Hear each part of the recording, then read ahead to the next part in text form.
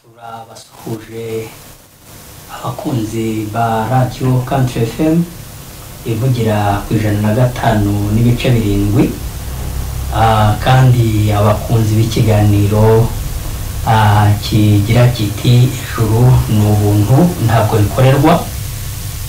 Ijuru Imana yaritangiye ubuntu muri Kristo Yesu ntabwo rikorerwa.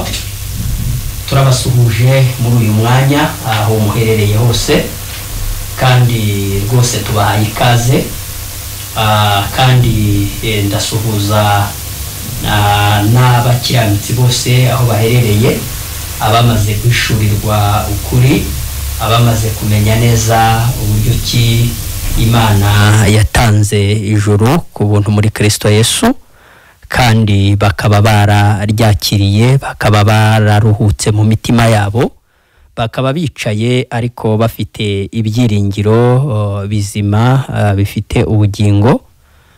Mu by'ukuri aho muri mukomeze kugubwa neza muri Kristo Yesu. Imana ihimbazwe kandi Imana ihabwe icyubahiro.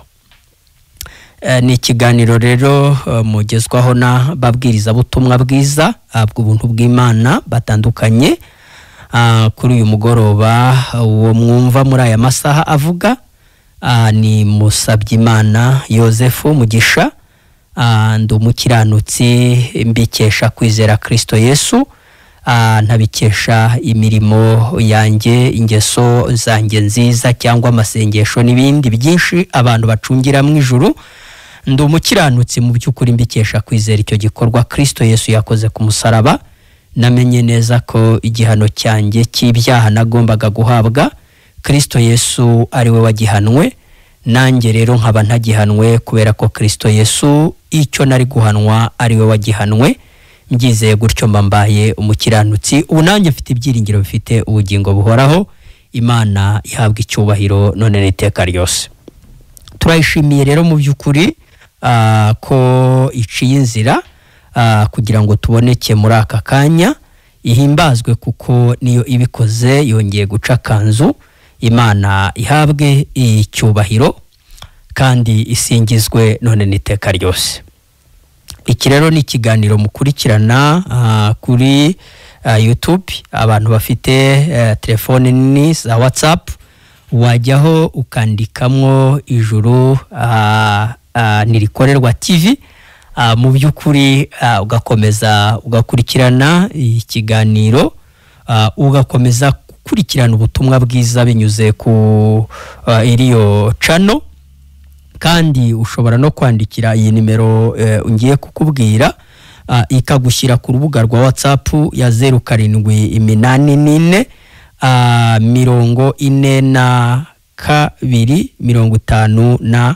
4257. Iyo rero nayo wayandikira ikagushyira ku rubuga rwa WhatsApp, ugakomeza ugakurikirana. Izina ry'Imana rikomeze guhabwa icyubahiro. Muri uyu mwanya rero reka nshimira Imana ko ariyo mugenga wa byose, kandi nanayishimire cyane mu by'ukuri ko yadukunze ikemera kudutangira Yesu Kristo umwana wayo w'ikinege, ikamubaraho ibyaha byacu. Izina ry'Imana rihabwa icyubahiro. Mana yacu nziza, muremyi w'ijuru n'isi kandi muremyi wa byose, wabanjirije byose kandi byose bibeshwaho n'ijambo ryawe. Izina ryawe nirihabwe icyubahiro.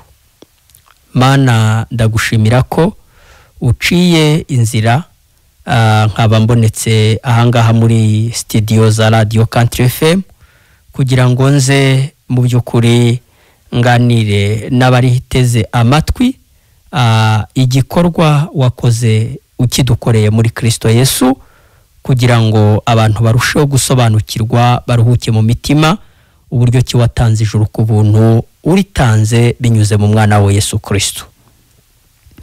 Ndanagushimira cyane ko warinze igihugu cy'u Rwanda n'abanyarwanda muri rusange.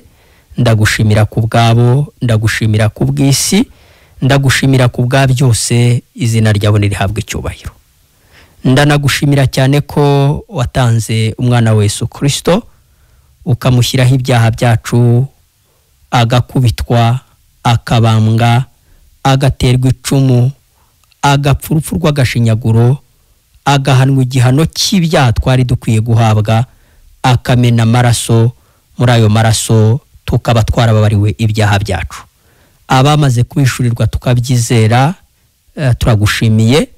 Ariko n'abandi bateze amatwi nabo kuri uyu munsi, ubahe kumva ijambo ryawe, ndetse ubahe gufungura amatwi y'umutima kugira ngo babashe kugurura, hanyuma nibumva ijwi ryawe be kwinangira umutima, ubane nabo, izina ryawe rihimbazwe.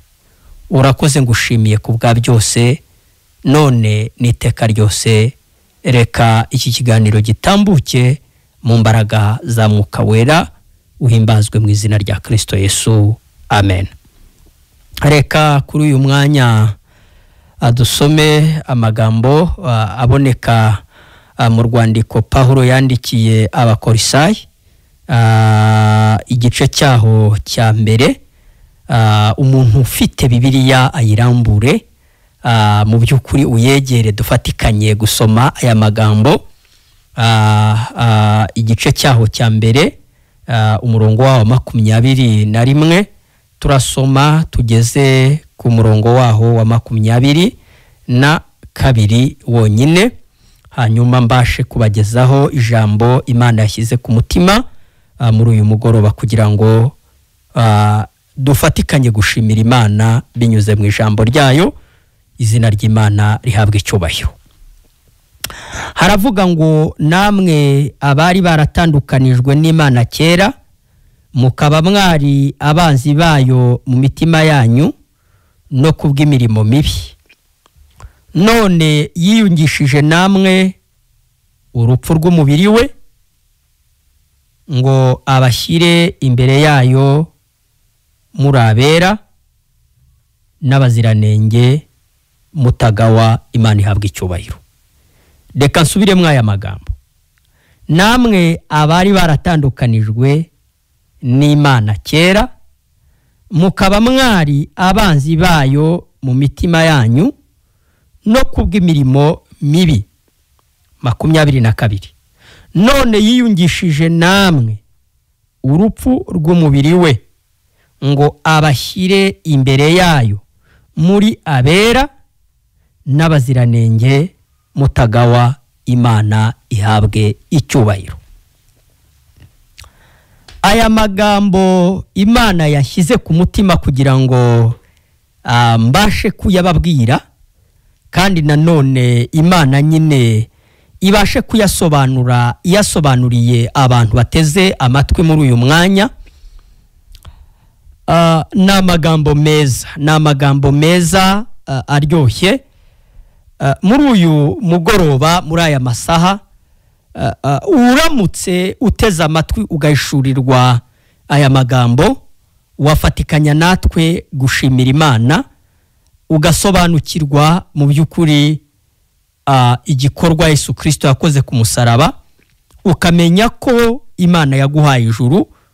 Wowe urushye, wowe uremerewe, wowe usenga amasengesho y'urudaca, wowe wibaza uko wazajya mu ijuru, wowe wagerageje gukiranuka bikakunanira, wowe ugerageza gukora byose ukorera ijuru, ariko ukajya wumva n'ubundi umutima wawe haracyari ikidodo kikubwira ngo uramutse upfuye ntabwo wajya mu ijuru.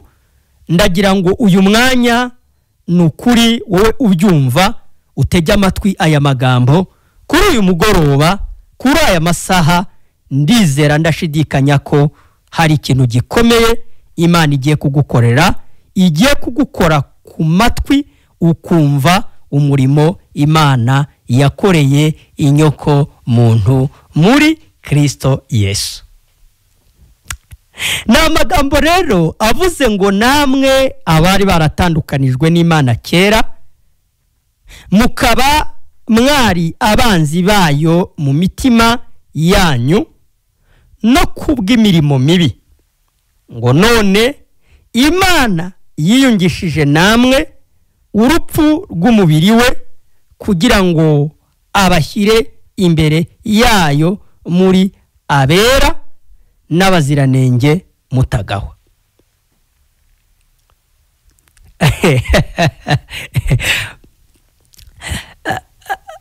Ndagira ngo mbabwire mbanje gusobanura gato igihe umuntu yatandukanijwe n'Imana.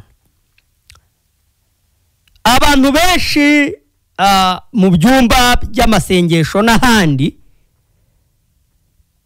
n'abavuga ko bigisha ijambo ry'Imana ariko batigeze bahishurirwa umurimo Yesu Kristo yakoze, bavuga ko umuntu atandukanywa n'Imana iyo amaze gukora icyaha. Urugero, bakakubwira ngo iyo umaze gutukana uba utandukanijwe n'Imana, iyo umaze kubeshya uba utandukanijwe n'Imana, iyo umaze gusambana uba utandukanijwe n'Imana. Ntarondoye ibyaha bitandukanye nawe ubwawe ujya wibonaho kandi wiyiziho, naho usengera bakubwira ko ibyo bintu iyo ubikoze ari cyo gihe uba utandukanye n'Imana, reka mvuge ngo barakubeshya, reka mvuge ngo nawe ubifite gutyo uribeshya. Hari ikindi kandi bahita bavuga, bakavuga bati kugira ngo Imana yongere ikwemere mwongere mwunge ubumwe nayo, nuko kandi noneho bya byaha wakoze kandi wibonyeho wongera kuza ugapfukama ukatura ibyaha wakoze, ugasaba imbabazi Imana, ukabyaturira pasiteri, ugasaba penetensiya, ukabibwira cyangwa se mugenzi wawe, ukabibwira cyangwa se wa wundi ubuyoboye amasengesho, bakakubwira ngo iyo umaze gusaba imbabazi muri ubwo buryo nanone kandi uba wongeye kunga ubumwe n'Imana. Reka mvuge ngo icyo ni ikinyoma gituruka kuri Satani, ntabwo uko ariko kuri. Ijambo ry'Imana dusomye rigaragaje ko umuntu yatandukanye n'Imana kera. Ijambo ry'Imana iyo rivuze ngo umuntu yatandukanye n'Imana kera, ko niko twasomye, Pawulo niko yavuze yandikira Abakorisayi, yavuze ngo namwe abari baratandukanijwe n'Imana kera. Umuntu avuka atandukanijwe n'Imana kera. Uku gutandukanywa n'Imana, umuntu yatandukanye n'Imana igihe Adamu na Eva bamaraga gukora icyaha. Muri bo hinjiyemo kamere y'icyaha, nk'uko amagambo dusoma mu Itangiriro 2:17 habivuga, dukunda kuyagarukaho cyane. Havuga ko Adamu yakoze icyaha akarya ku giti cy'ubwenge bumenyekanije icyiza n'ikibi Imana yamubujije kukiryaho. Reka mvuge ngo Adamu akimara gusoroma ku mbuto z'icyo giti, Eva ariye ku mbuto zacyo, agahana Adamu akaryaho, muri bo hahise kinjiramo kamere y'icyaha. Kandi mwibuke ko kuri Adamu no kuri Eva, abo n'abakurambere dukomokaho, n'ababyeyi dukomokaho bakurambere bacu mu buryo bwa mubiri, baba abazungu, baba abirabura, abantu twese aho tuva tukagera, inyoko muntu yose ikomoka kuri Adamu, igakomoka no kuri Eva. Icyo ndagira ngo nkirengeho, kubera ko Imana ibarema yaravuze ngo mubyare mwororoke mwuzure isi.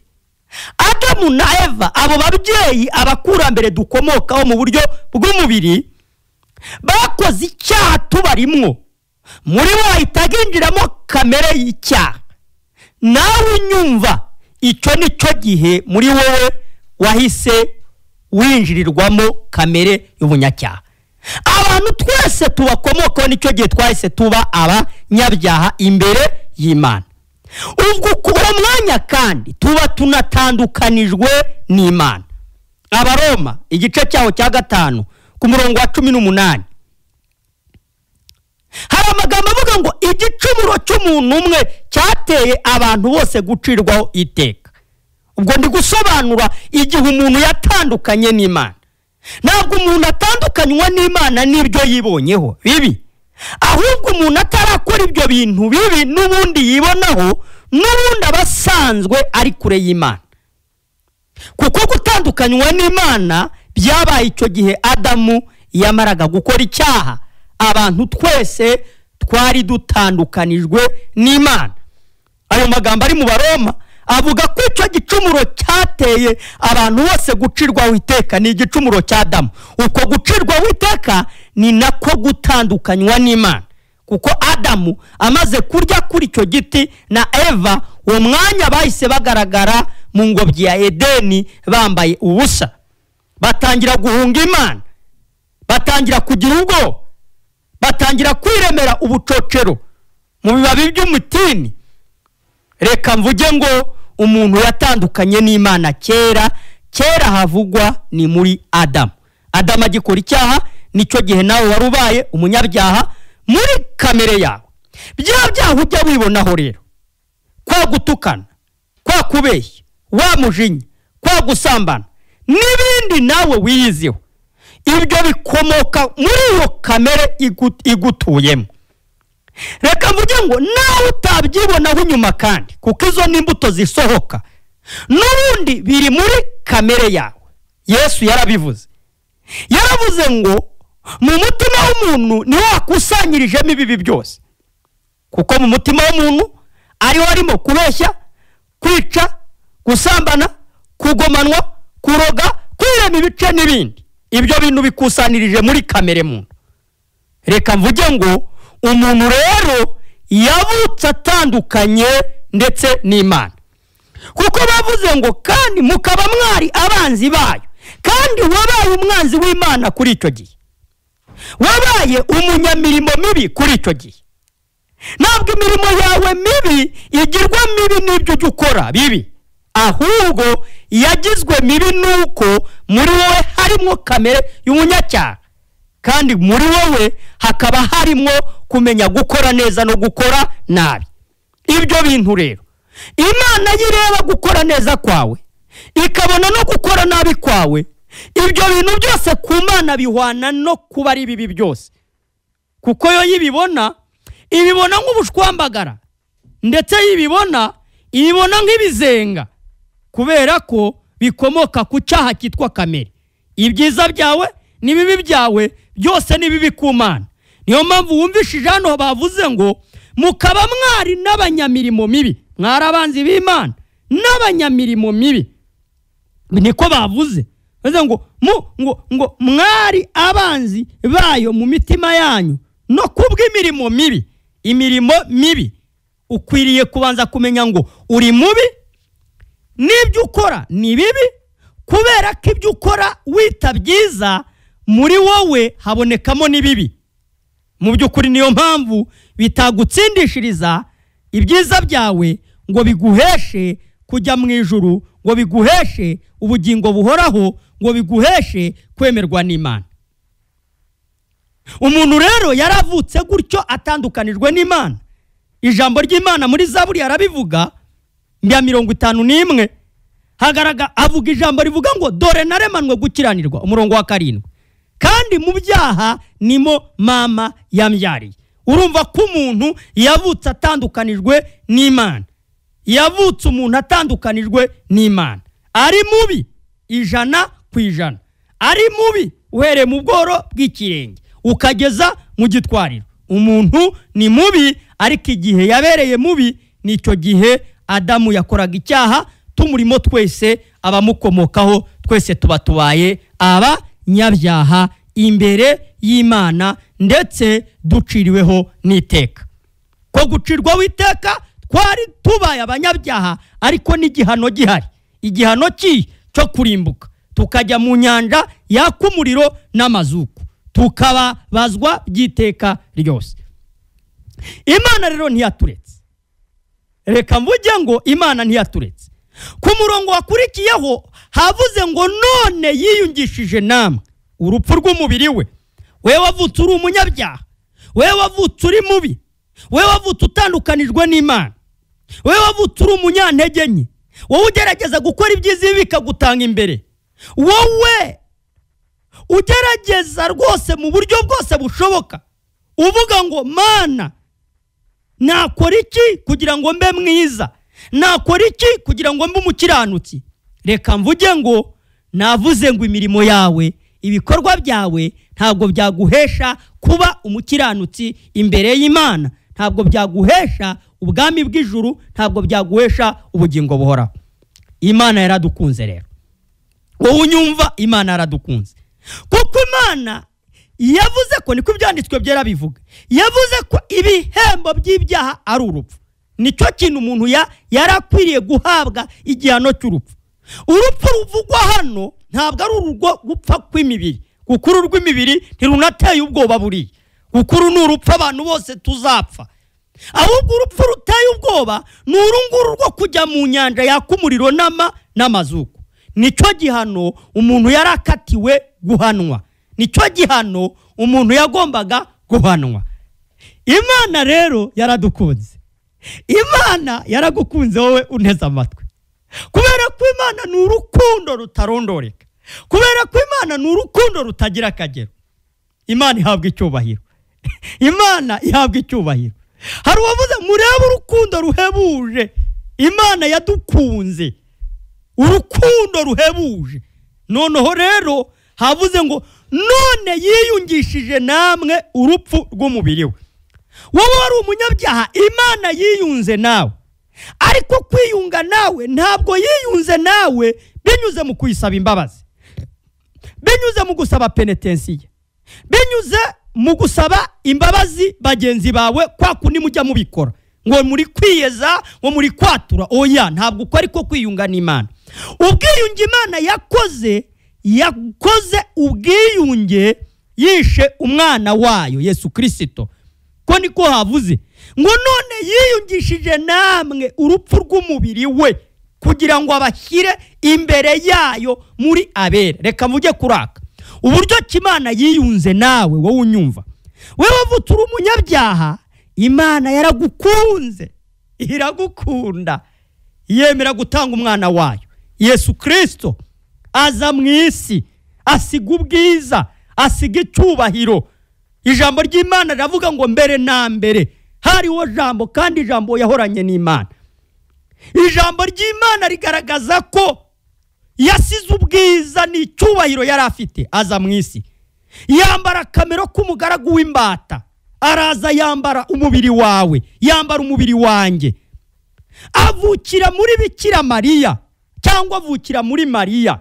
Reka mvuge gutyo, nimwo yambariyemo umubiri, yambariyemo umubiri wanjye n'umubiri wawe, ariko adafite kamere yawe, adafite kamere yacu, ya kamere yuzuye mu ibyaha, ya kamere y'icyaha, ya kamere turimo, ya kamere ituma tugerageza gukora ibyiza ariko ibikanga bikadutanga imbere. Umucunguzi Yesu aje ntabwo we yarayifite, yari afite gukiranuka akuzaniye, kubera ko Imana yari imwohereje kugira ngo yiyunge nawe binyuze muri Yesu Kristo.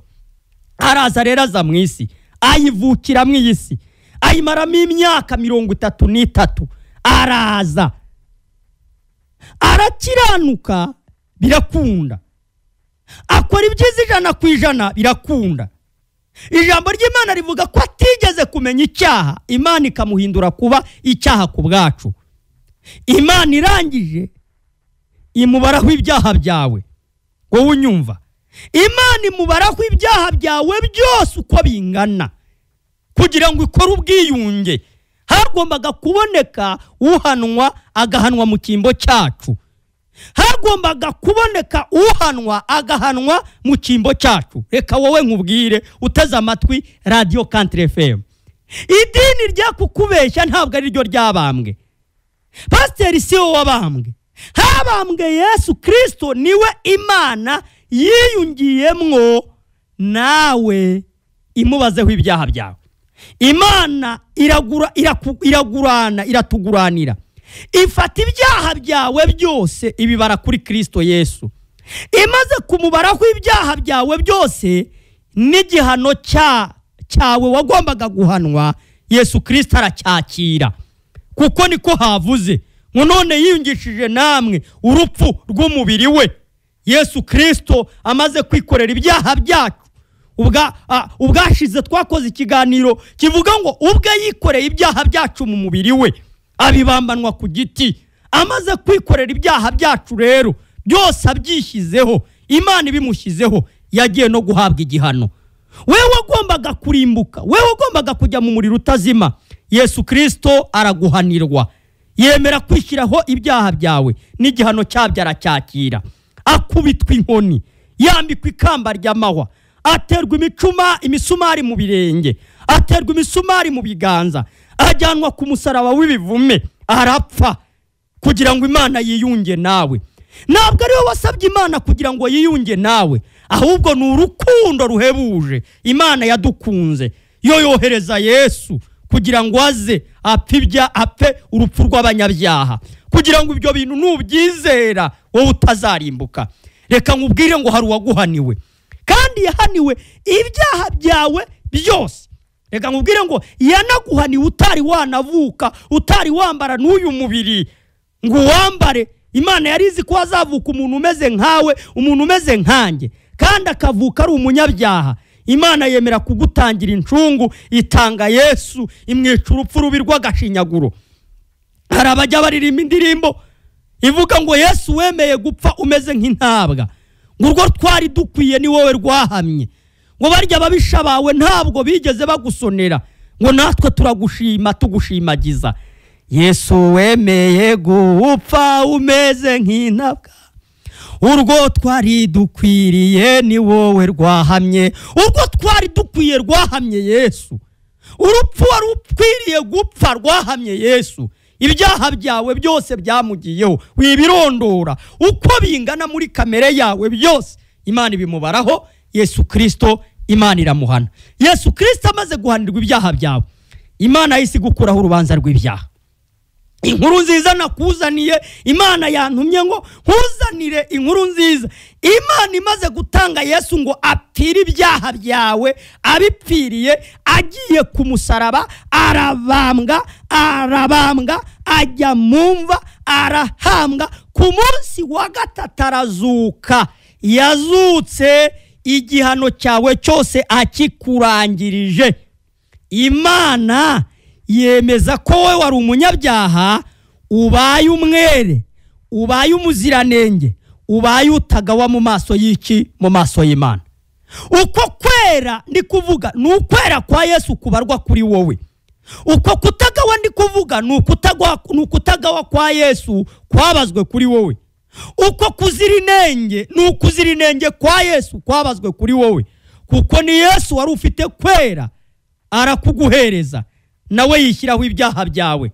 Mwaraguranye, nta nubwo ari we wamuhaye ibyaha, ahubwo ni urukundo rw'Imana rwayiteye gufata ibyaha byawe byose bibara kuri Kristo Yesu, arabihanirwa.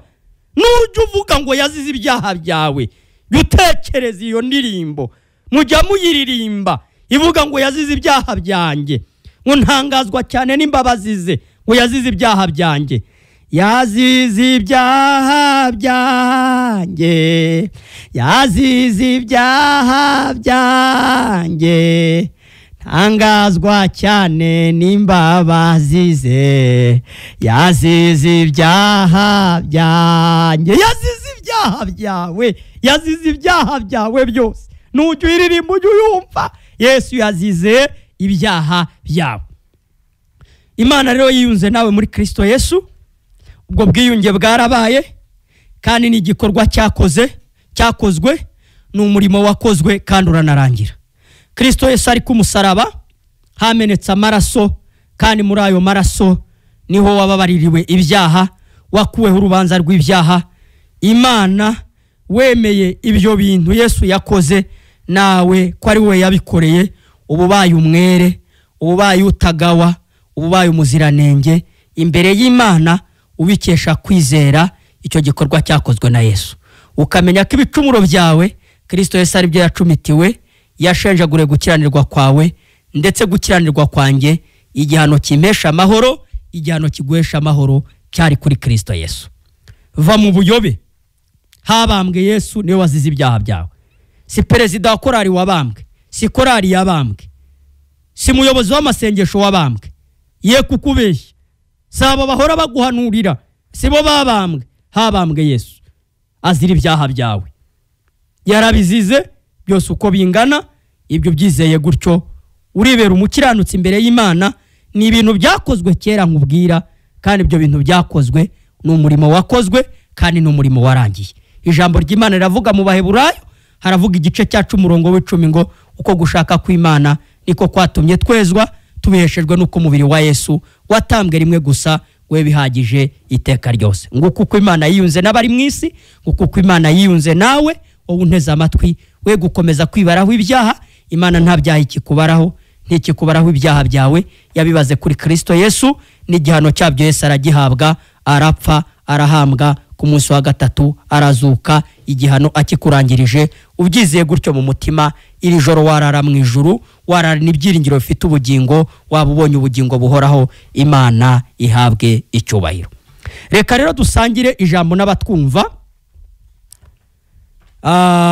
Inimero mugiye kuduhamagaraho ni 0782 44 21 25 07 8 3 0 muduhamagare 07 8 3 0 muduhamagare dusangire ijambo. Imana ihabwe icyubahiro.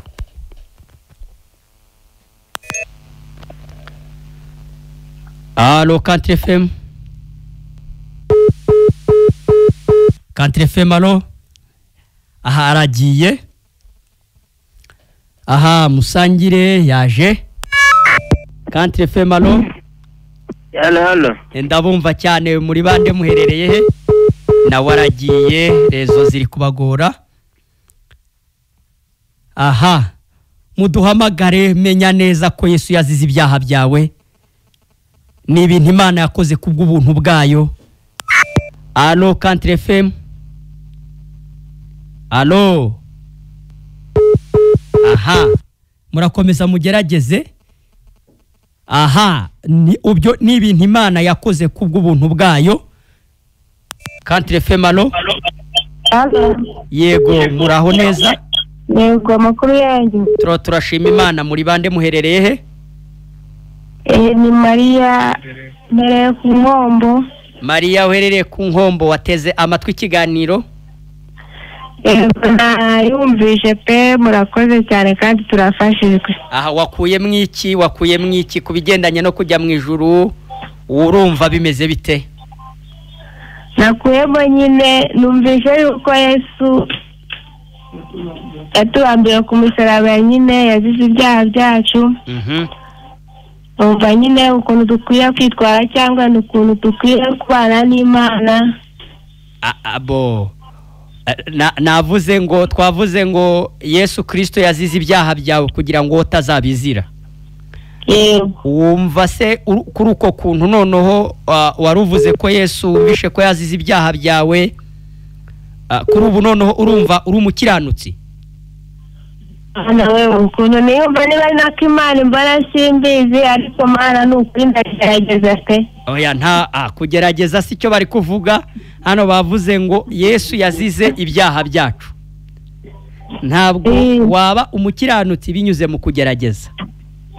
Kugerageza amasengesho na amasengesho wasenga, nta ngeso nziza wagira ngo biguhindure umukiranutsi imbere y'Imana. Kugira ingeso nziza ni byiza, ariko ibyo bintu ntabwo byaguhindura umukiranutsi imbere y'Imana. Kubera ko Maria wavutse uri umunyabyaha kubera igicumuro cya Adamu, ndetse unavuka utandukanijwe n'Imana kubera ko wavukanye kamere y'icyaha. Kandi muri kamere yawe akaba ariho harimo ibyiza n'ibibi ujya wibonaho. Bityo rero kubera ko ibyiza byawe bitari byiza 100% imbere y'Imana, kandi ko bitanashoboka, Imana yabonye ko igihano wari ukwiriye kwari ukurimbuka ukajya mu muriro utazima. none Imana yaragukunze nk'uko yadukunze twese yemera gutanga Yesu. Itanze Yesu yamubazeho ibyaha byawe byose uko bingana. Hanyuma ibimubazeho rero n'igihano cyabyo wari kuzahabwa Yesu aragihabwa. Apfa azize ibyaha byawe, arakubitwa, arabambwa, arahambwa, ariko ku munsi wa gatatu arazuka. Azutse byari bigaragaje ko igihano wagombaga guhanwa Yesu agihanwe kandi kikaba kirangiye. Wowe rero uyu mugoroba icyo ndi kukubwira nuko nta rubanza rw'ibyaha Imana ikikubaraho. Amen. Kubera ko ibyaha byawe byose byabazwe kuri Yesu, Yesu Imana imwica imuhoye ibyaha byawe, Imana ibayiyunze nawe muri Yesu. Ntabwo kwiyunga n'Imana ari ugusaba Imana imbabazi. Kwiyunga n'Imana si ugusaba mugenzi wawe imbabazi kwa kundi wabikora ngo Imana inyeze intunganye. Ahubwo Imana yarakwejeje, Imana yarakubabariye, byararangiye. Byizere mu mutima, Imana yamaze kwiyunga nawe muri Kristo Yesu, ubyizere gutyo ko igihano cy'ibyaha byawe Yesu yagihawe, ubyizeye gutyo ububaye umukiranutsi imbere y'Imana ubikesha kwizera uwo murimo Yesu yakoze ku musaraba. Amen. Ubyizere gutyo mu mutima urarana ijuru. Ijuru ntabwo rikorerwa, Imana ritangiye ubuntu, ibyo bintu Imana yabikoreye ubuntu muri Yesu Kristo, nta kiguzi dutanze, nta mafaranga twari kubona. Ijuru rirahenze cyane, byasabye ko Imana iduhereza Yesu akazira ibyaha byacu, kubera ko ntacyo twe twari gukora ngo biduheshe kujya mu ijuru, twariherewe ubuntu muri Yesu. Amen. Urakoze cyane Maria, uzakomeza gutega iki Radio Country FM, utege amatwi iki kiganiro. None se buri munsi mujyaho? Buri munsi kuwa kane saa 2 tuba turiho. Yego, ndaza no kuguha nimero yanjye uze gutega amatwi, tujye dukomeza tuvugane, twiganirire ku ijambo ry'Imana. Sana ariyo mwaba mukoze. Urakoze cyane Maria, urakoze, ndakwishimiye.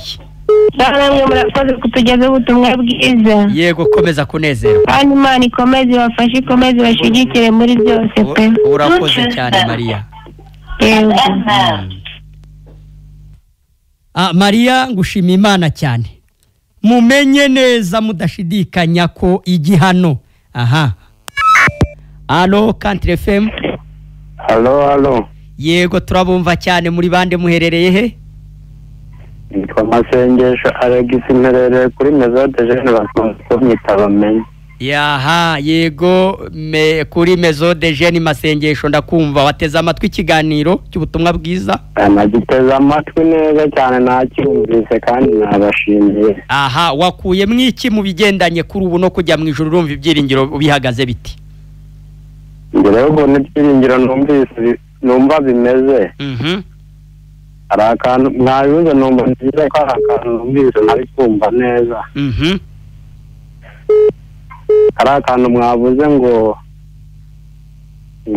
Yesu ngo araducunguye, ngo ibyaha ngo nta kibazo, ngo ibyaha byacu ngo yarabibambiwe, ngo ntacyo bitwaye mu kubikora. Ninde ibyo wabikubwiye ko ntacyo bitwaye kubikora? Mu byo twavuze ko numva utangiye kutubeshyera.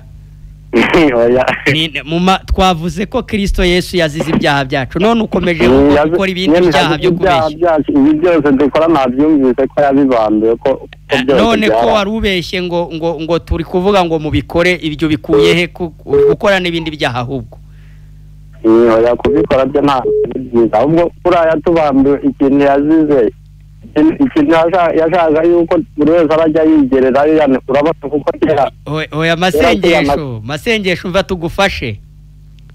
Imana itanga Yesu ngo azire ibyaha byawe, ukwiye kumenya ko wavutse uri umunyabyaha kubera igicumuro cya Adamu.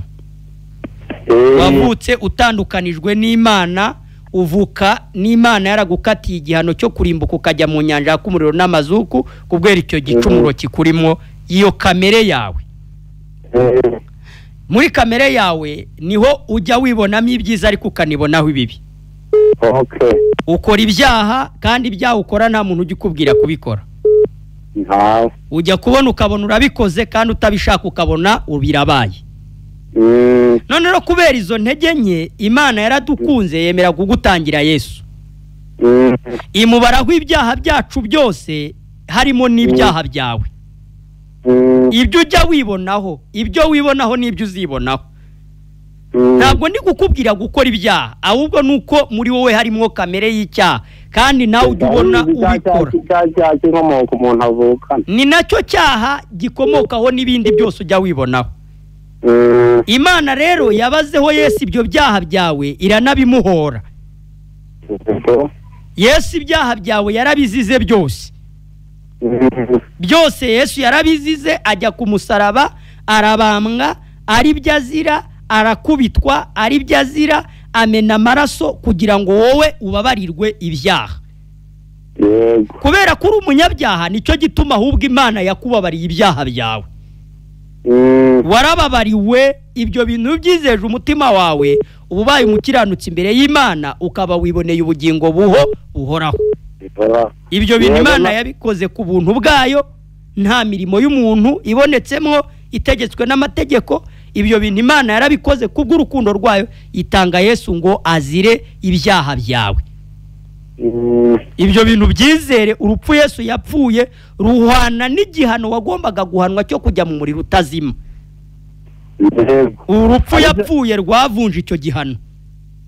Ariko byane nari kukubwira turanyine yapfuye ubundi byaya ducungura narinzi yuko kuducungura ariko akundi kera wakoraga icyaha kugira ngo wakobari ukajya gushaka inuma y'intungano kwitsa intama. Ibyo bintu byari bigenewe ubwoko bwa Isiraheli, ariko nabyo Imana yarabigaye kubera ko muri byo hatigeze habonekamo imbabazi z'iteka ryose. Biriya byari igishushanyo gusa cy'iby'Imana izakora, cyuko Yesu Imana izamutanga akaba igitambo gitambwa rimwe na rizima, akamena amaraso, mu maraso ya Yesu Kristo tukabarirwa ibyaha by'iteka ryose. Uraza kiriya cyadamu nawe baba bakoze ko uvukane icyaha cy'inkomoko, uramutse utabasiga kubera ko Yesu yadupfira, uramutse utabatizwa n'undi ntacyo byazitwa. Uramutse konzi ko umubatiza ari cyo umaze kubatizwa zikora kiriya cyaha. Oya, umuntu icyo ni ikinyoma, ntabwo amazi akuraho icyaha, ntiyakuraho n'imbyiro zo ku mubiri, niko ijambo ry'Imana rivuga. Uramutse kubatizwa ntibikuraho icyaha, no kubatizwa ntibihesha ijuru, ni umuhango gusa ukorerwa ahubwo umuntu wamaze kwizera ko yababariwe ibyaha. Warababariwe, byararangiye, amazi si yo agukuraho ibyaha, icyagukuyeho ibyaha ni urupfu rwa Yesu, ni amaraso ya Yesu yatumye ubabarirwa ibyaha byawe. Naho amazi yaba ari ayo ku gahanga, yaba ari amenshi, ibyo ntibihesha ijuru, ayo ntanakuraho ibyaha, ni iby'amadini abeshya. Mu maraso ya Kristo Yesu, mu rupfu rwa Yesu, niho Imana yakubabariye ibyaha byawe. Narenze yuko Masengesho, urakomeza gutega amatwi kandi uzakomeza utege n'amatwi. Hari undi nawe waje. Country FM, alo. Ye, muraho neza? Ni Pacifique ku Ngoma. Pacifique, mwateze amatwi ikiganiro cy'ubutumwa bwiza, ukuntu Imana yiyunze n'abari mu isi itanze Yesu ikamubaraho ibyaha byacu. Wabiteze amatwi? Nani ndumukiranutsi, ndumwe Imana yahaye ubushobozi bwo kwizera Yesu Kristo. Amena. Anguraho ibyaha byanjye byose, abishira mu mwana w'ikinege. Amena. Ngushimiye Imana cyane mwene data. Yego, ibyo mwene data. Komeza unezerwe, ibyo bintu komeza ubibwira abantu bo ku Nkombo. yego ngewe n'uyu mubiri ndakintu uvuze n'ubu ngubu mfuye mfite icyizere ko najya mu ijuru. Amen amen amen amen amen. Umubiri wa ndakivuze wenda urapfa bakawushyira ariko ngewe ndi mu ijuru. Amen amen amen. Ibyo bintu umaze kubyizera wumvisha unezerewe cyane? Ndanezerewe cyane kabisa. Amen amen amen amen amen amen amen.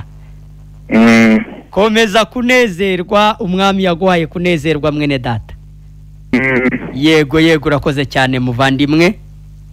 Ndavugira umugoroba mwiza mwene data. Yego urakoze cyane nawe mwene data. Imana igushimirwe cyane muvandimwe. Abantu mugikomeje reka mvuge ngo harunduje Country FM. Alo, mwiriwe neza. Mwiriwe. nanjye ndi umutagatifu ndashima Imana kuko Kristo mutagatifu nde? nitwa Byumvore Elize. Yego mutagatifu Byumvore hore. Yesu yamenye amaraso ye kubw'ibyaha byacu. Amena. Kandi amaraso ye yabaye ubwishyu bw'ibyaha byacu. Amena. Abafite impungenge z'ibyaha nyine ni ukubera ko Kristo n'umundi yatiriye abanyabyaha nyine. Yego nyine. None se wagira izihe impungenge wumva ko Kristo yagupfiriye niba ubyumva neza? Yego. Ese iyo umuntu ari kuvuga ngo ni umunyabyaha kandi akumva ko atabireka ngo bimushobokere, yego, akaba atanumva ko Kristo yamupfiriye ngo ikibazo kibe gikemutse, ubwo noneho arumva we afite iyihe nzira yindi azacamo? Ufite indi nzira azanyuramo adaciye ku maraso Yesu yamennye, ayitubwire, atubwire ukundi kuntu azabigenza kugira ngo ibyaha ajya yibonaho nawe byamunaniye kubireka, atubwire inzira azacamo kugira ngo abivungane. Reka tumusubize tumubwira ngo nta yindi nzira ihari. Hari umuririmbyi yavuze ngo nta yindi nzira ihari, nta iriho, nta nizaboneka, ngo ni ukuri inzira ijya mu ijuru ni ya Yesu n'umusaraba. Abantu rero nibareke kugenda bameze nk'abapfuye, yego, ahubwo nibagende bameze nk'aho ari bazima. N'ubundi Kristo nicyo yakoreye inyoko muntu mu by'ukuri.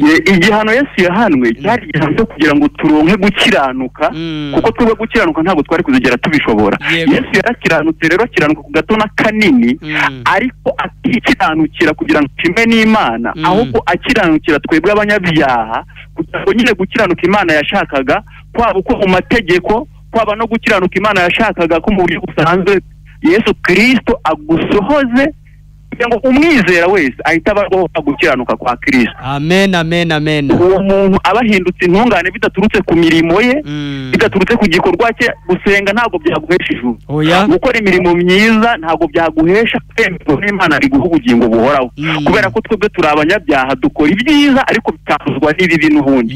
Ntabwo rero gukiranuka, gutungana, ubundi byasaba ko watungana ntukore ikosa na rimwe, ariko niba ukora ikosa bigaragara ko gutungana utabishobora. Ni wiveho rero wemere Kristo Yesu kuko niwe wenyine nzira n'ukuri n'ubugingo. Kumwizera byonyine birahagije, akakugira intungane mu maso y'Imana. Amen. Murakoze rero, mugire umugoroba mwiza. Urakoze cyane mwene data. Tugushima Imana cyane muvandimwe ko nawe wahawe kunezerwa, wahawe gukiranuka kw'Imana. Hari undi nawe waje. Alo, Country FM. Country FM, alo. Aragiye. Nukuri Yesu yarakoze, ijoro ritangira ubuntu. Mu rupfu rwa Yesu wabonye ubugingo buhoraho, byizere. Igihano Yesu yahanwe, yagihanwe kugira ngo utazahanwa. Inkoni Kristo yakubiswe, yaziraga ibyaha byawe n'ibyaha byanjye. Alo, Country FM. Turabumva cyane, muri bande muherereye? Nawe aragiye. Nukuri Yesu yahanwe mu kimbo cyawe kugira ngo Imana ikubone nk'uwera, kugira ngo Imana ikubone nk'umwera, ikubone nk'umukiranutsi, ikubone nk'umutagatifu. Ibyo byabaye binyuze mu rupfu rwa Yesu. Urupfu rwa Yesu Imana yiyunze nawe, ntabwo ikikubaraho ibyaha. Nukuri ijambo ry'Imana riravuga ngo ariko ibyo byose bituruka ku Mana yiyunze natwe ku bwa Kristo. Muri Kristo Imana yiyunze n'abari mu isi ntiyabikiyobaraho ibyaha byabo, ibicumuro byabo. Muri Kristo Imana yiyunze nawe. Abakorinto, urwandiko Paulo yandikiye Abakorinto rwa 2 ibice 5 here ku murongo wa 18. Nukuri muri Kristo Imana yiyunze n'abari mu isi ntiyabikibaraho ibyaha byabo. Nta byaha Imana ikikubaraho. Muri Yesu yiyunze nawe. Ufite ubwoba uvuga ngo gukora ibyaha, iyo wizeye Kristo Yesu ugahabwa gukiranuka kwe, ugahabwa kwera kwe, ububaye nyine umukiranutsi, ubuvuye mu mwijima ugeze mu mucyo. Erega na kwa gukiranuka kw'ingeso nako ni ukudushoboza, ariko nta kudushoboza kugira ngo biduheshe kujya mu ijuru, ahubwo nuko tuba twakiriye gukiranuka kwe, twabonye ijuru, ahubwo akagenda anadushoboza no kugira gukiranuka mu ngeso zacu uko bwije ndetse n'uko bukeye. N'imbaraga y'Imana iba yinjiye muri twebwe, ni nayo ikomeza no kutubashisha no kudushoboza kugira n'imyitwarire myiza. Iyo uri kumva ubu butumwa tubuvuga, wowe ushobora kuba ujya utekereza ngo bari kukubwira gukora ibyaha. Ntabwo tuba turi kuvuga ngo genda ukora ibyaha, ahubwo tuba twavuze ngo kubera ko uri umunyabyaha ndetse wanavutse uriwe, ahubwo Imana yarakubabariye. Wowe ntacyo wari gukora ngo ukurweho ibyaha byawe, nubwo bakubeshya, nubwo nawe wibeshya ko hari ubundi buryo byakuvaho. Oya, uburyo byakuvuyeho ni uburyo bumwe, byanyuze mu rupfu Yesu Kristo yapfuye kugira ngo nubyizera gutyo ube wiboneye ubugingo buhoraho. Ntekereza ko nawe waduhamagara wenda mu kanya dusigaje, we 0782442125. Waba ufite inyunganizi, hari icyo waba wumvishije, waba wakijijwe kuri uyu mugoroba, ndabizi ko ijambo ry'Imana rifite imbaraga. Ijambo waje. Halo Country FM. Muraho neza. Amahoro muri bande muherereye? Nendo mu banyu. Amen muvandimwe. Ni Sayimana Daniel Ruturuka. Yego Daniel Buhene data. Yewe turaho turanezerewe, bwira abantu ibintu byakubayeho mu kanya gatoya. Oya, abantu bagomba kwizera Umwami n'umukiza w'ubugingo bwabo, badashimikira ibindi bindi, bakemera ko ari wabaye. Amen. Bakamwizera bakamwumva. Amen. Kuko iyo umuntu bazamubwira ngo bashake imfizi cyangwa n'amazina ngo azabashize, ntaho bari kuzibona, ntaho bari kuzikura, ntaho bari kuzikura n'ukuri. Ariko kubw'amaraso ya Yesu. Amen. Twabaye abana b'Imana muvandimwe. Turi abamarayika rwose, ijuru tubifite mu biganza. Ijuru turarifite, ahubwo turenze abamarayika, turi abana b'Imana. Niko bimeze. Kandi cyangwa ryo ngo hahirwa umuntu wabwiye ko iby'Umwami Imana byose bizasohora. Yego. Bapfa kutigeza bihanganye gusa, ijuru ryo Imana arayituremeye. Ijuru twararihawe ku buntu, ibyo bintu Imana yarasezeranije, yaranabisohoje. Yari yavuze ko izatanga Yesu akaza ku musaraba, abahanuzi barabihanura, bavuga ko uzamwizera azababarirwa ibyaha kubw'izina rye. Nuko Bibiliya avuga ngo utamufite nta kintu aba afite, nta bugingo. Ariko umufite niwe ufite afite byose. Amen.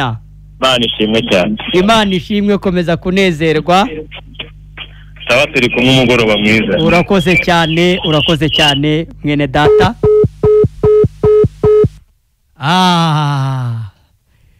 Turasoje,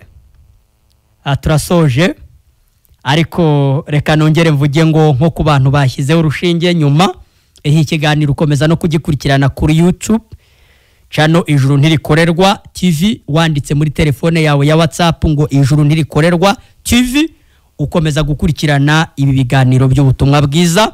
Wakwandikira nimero ugiye kumva ikagushyira ku rubuga rwa WhatsApp, nawe ugakomeza gukurikirana ubutumwa bwiza kuri urwo rubuga 0784425257. Hanyuma kandi hano dufite ibitabo bisobanura neza uburyo ki ijuru Imana ritangiye ubuntu muri Yesu Kristo.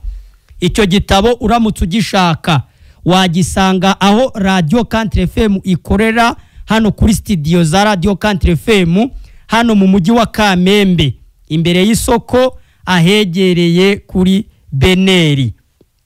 Kandi waduhamagara no kuri iyo nimero nindi ngiye kukubwira, umpamagara wumve muri studio ya 0788 39 26 335 0788 39 26 335. Murakoze cyane, turabakunda kandi abamaze gukizwa mukomeze gushishikariza abandi mwamamaza iyo nkuru nziza y'umukiro.